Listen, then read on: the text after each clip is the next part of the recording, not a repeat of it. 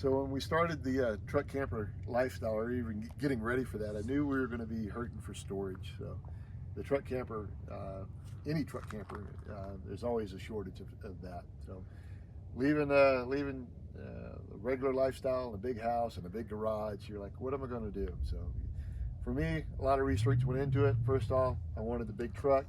I wanted a crew cab.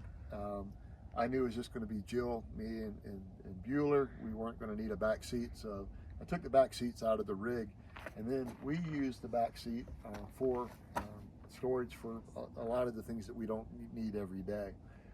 Also had to keep in mind, I got to have a place for Bueller when we're riding. If the back seat's out, where is he going to be? So this is what we did. Maybe some of these ideas will help you or give you some thought. It's not perfect, but we found out it works near perfect for us.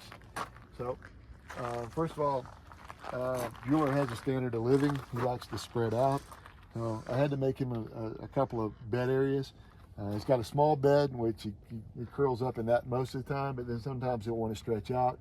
So we picked up an extra couch cushion at a thrift store, I think for $7, and it works great. We also, when we're at campsites, we'll pull this out and we'll throw it on the ground, and he doesn't like to lay on the rock, so that works double for him. Going through some of the stuff, I'll kind of pull it out to show you what we've done. Once his beds are out of the way, I've got 4 of these totes, and I labeled them for what they are. Jill's yoga mat, a small toolbox. I have her backpack. I've got a large backpack, and then I have another smaller backpack. And I just zip tie those to the back straps where the back seat would have been. I also keep a fly rod back here and my trash grabber. I like to clean the campsites better than we found them. The crazy thing about this, what you're looking at, I've got a huge mat, or carpeted, not a carpeted, but an indoor-outdoor mat. It's probably 9 by 12, I'm thinking, on that. It's large size. I also have one of Jill's shopping bags in here. We keep some of her supplies in there. Again, that's strapped up. Pull this mat out, and then underneath that mat are 2 kayaks, 2 13.5-foot kayaks in these black bags. They are made by a company called Saturn, and they are fabulous. They cost us about $400 a piece. They open up 13.5 foot. It can be either a stand-up paddleboard, or I can mount a soft chair or a hard chair, which I have one of each on them with some zip ties, and I can sit on top of them and turn them into a fishing kayak. Without going into pulling these boxes out, I'll just kind of go over, I label them. Best you can see, is not the best, but the center box is my boat box. It's going to be life jackets, those boat seats, the pump for the boats, zip ties, maybe sunscreen, ropes, that sort of thing, anything that I would need for the boat. And this box is a heavier box. I've got an axe, a shovel, fold-up shovel, a tug'em strap, which I used the other day to help rescue an RVer in distress, jumper cables, plastic ramps, and a large air compressor. The other box on top there is another air compressor for the hammocks, some small ropes and straps for I have both an inflatable hammock and an old regular style hammock in those boxes. Pretty light and easy, so I put that one on top. The heavier boxes I go on the bottom.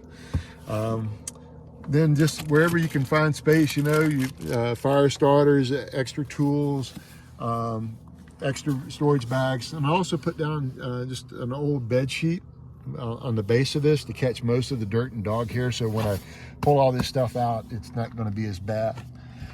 In between the boxes, we've got a small table from REI that opens up about yay high. Great. And I use for a footstool, and also a second table around the campsite. Sometimes like an extra roll of paper towels, you just kind of fit down into the cubby holes and little places here and there. But that's it for this side. Again, I keep a grill and I keep it in a bag. Most of the time I just unzip the bag and take the grill out of the truck and leave the bag in the truck when we're cooking. That's a Weber grill that Robert and Cynthia gave us. We use it all the time and it's fabulous. The grill bag you get online, highly recommend. It keeps all the grill smells out of the cab of the truck when we're riding. Before we had the grill bag, I had to smell the grill. I tried to keep it in one of these boxes. Really didn't fit well, but the grill bag works extremely well.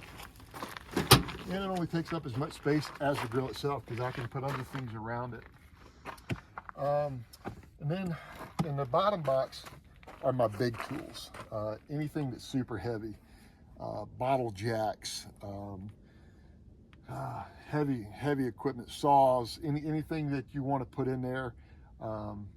So I have two heavy boxes. One's more like rescue and extraction. This one is more tools. So far I found out I haven't used much of this stuff. I probably bought more than I need, but the other day when an RVer was in trouble, he had a huge boulder underneath his RV probably about 4 times the size of that, and I had to hook that strap around it and that rock and drag it out from underneath his RV that he drove over top of. So it's nice to have it if you need it. But those are some ideas. But bottom line is, I've got storage boxes for everything we want. I've got 2 large kayaks. I've got extra supplies. I've got dog beds. I've got safety and extraction stuff and a grill, and none of it is impeded in blocking my view. I do believe in a lot of little things that help. These little twist ties are great for tying things to the back of the wall and getting them up off of everything else and keeping them from falling on Bueller. Also little hooks that hang on the back of the headrest are great for hanging small stuff. But just, you know, a little bit of time and put some thought into what you want to take. Make your own boxes, but these have worked really well for us, and we're happy with the system we've got. Hope that helps you and gives you some ideas, and we'll catch you guys next time.